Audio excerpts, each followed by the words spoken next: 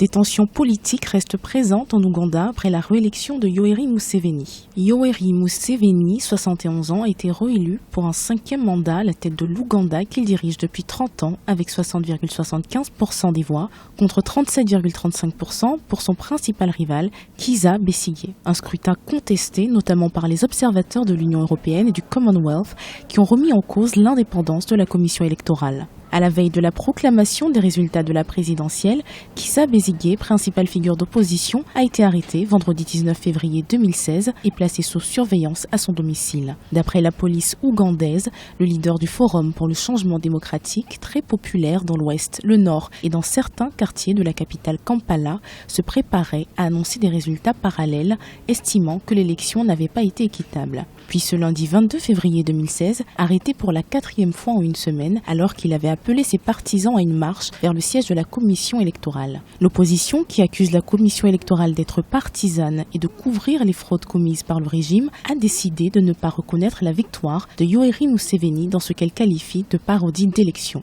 Si le régime continue à me restreindre, à me détenir dans ma maison, aussi illégale que ce soit, j'appelle chacun d'entre vous, citoyens, à protester contre cela.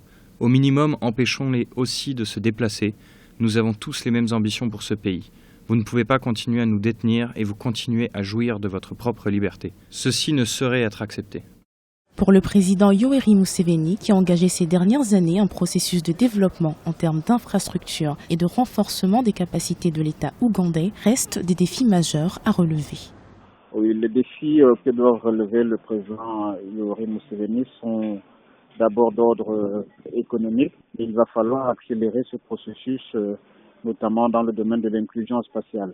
Maintenant, les localités restent très enclavées et le sous-développement reste très inégalement reparti sur l'ensemble du territoire. On observe encore des poches de fragilité et de précarité sociale, notamment au nord et au nord-est du pays. Sur le plan politique, il va falloir qu'il essaye d'ouvrir davantage son système politique parce que jusqu'à maintenant, l'opposition demeure très fragile. Les patrouilles des forces de l'ordre se poursuivent à Kampala.